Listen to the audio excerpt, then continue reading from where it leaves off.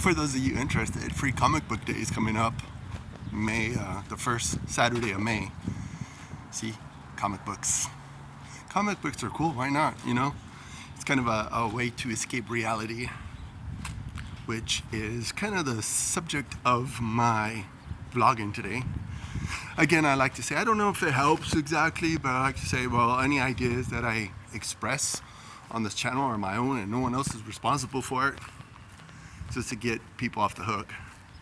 That my friends or family that might get secondary embarrassment of, oh my gosh, this guy he's different.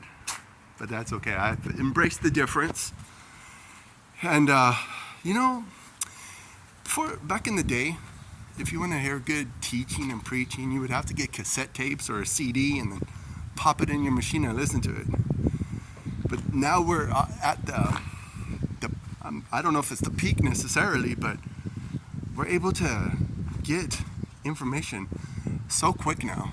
You just dial it in, you know, go into your search engine and find it, whatever you want, whatever subject you're looking for. It's just like if you're having some sort of symptoms, you type in the symptoms and you're like, oh my gosh, I have those symptoms. I think I'm gonna be dead in like 3 hours.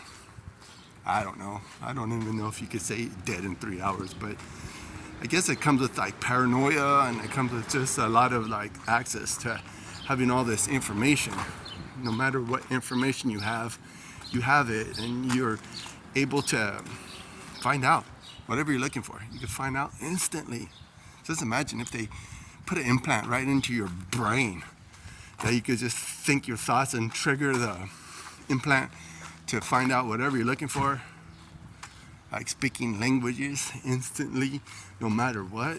You could just have all this knowledge right at the tip of your neurons. Think about it.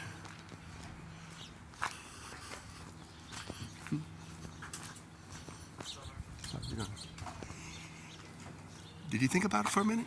Yeah, think about it, because it's something that is very curious to me. You know, how was life? Like, I could think of life before the internet. The late 90s, driving in the van. I did driving jobs in the late 90s. Ambulance driver, flower delivery guy, let's say, and then also like technician, like a customer service technician that went around and servicing machines. I listened to a lot of radio. No streaming. Whatever's on the radio is what you got. You listen to what was on the radio. That's it. You know, when you're on the driving, listening to music, I'd listen to a lot of talk radio. And that was just like my obsessions, I guess. Just listening to talk radio and listening to teaching, preaching, whatever it is. Sometimes I listen to stuff about stocks and stuff maybe if I listened to, I would have been like better off today. But you know, again, a really important thing to say at this point is, wherever you are at in your life, we're here at the right place at the right time. Of course, I think about like being that guy that actually is having midlife crisis. I mean, like, I never thought for a minute I'd be that guy, but maybe I am. Maybe that's why I'm doing all these vloggings about facing 50. Maybe I have a little bit of anxiety. Maybe I'm a little bit scared. Maybe I just kind of wish I was in a different spot. But I'm at the right place at the right time. I'm gonna still experience a lot of disappointments, and maybe I'll get some wins. I don't know what to expect. That's why I'm like sharing these thoughts with people that might watch this, the 4 or 5 people that might really enjoy my vlogging. If you are one of them, leave a comment. Don't be shy. You know, share the video, because I know I'm not alone right now, because I know other men that are in my life. I know they're dealing with a lot of trauma. They're dealing with a lot of disappointments. They're dealing with the crap of life. We live in a cursed creation. I've embraced it a long time ago. The curse. You know, we want to break the curse. We want to be able to have a good experience. We want to get wins. But what do you really learn What do you really learn out of life when you're only getting wins? If you're only getting a win and you get a loss all of a sudden, how do you embrace the loss? It's a very curious thing. You know, I don't want to be that guy that gets really beside himself when things don't go the way that I thought was going to go.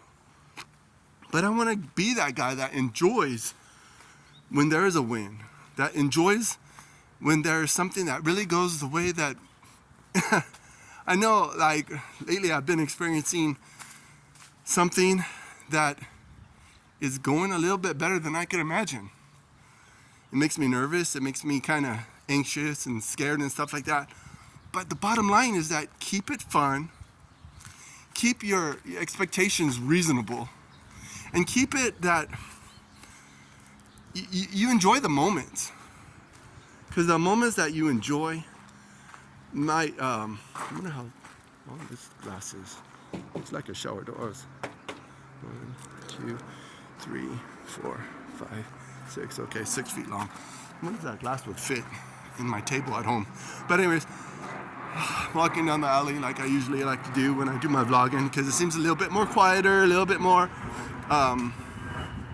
private. But I like to go for a walk too, because yeah, the older you get, the more you're like, man, I'm wearing down. My systems are failing. It's part of life.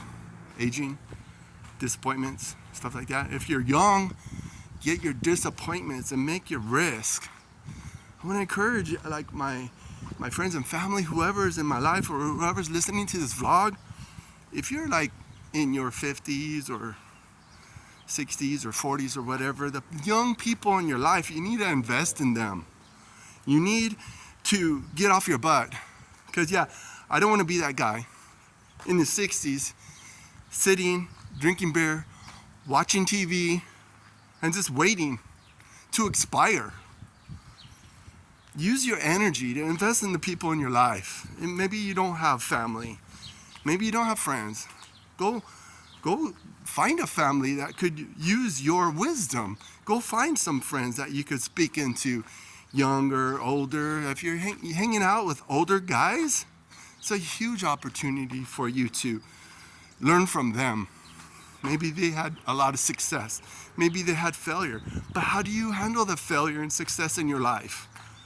Don't be that guy that is just waiting. You know, I listened to a good message this weekend, Kirk Cameron message. You can look it up. It was on Answers in Genesis. I mean, be that man that is ready to throw down. Maybe physically, maybe spiritually, maybe figuratively, maybe literally, but be that man. I mean, yeah, they say YOLO, you only live once, but live for other people. Live for the difference you can make in other people's life. And don't be just waiting to expire.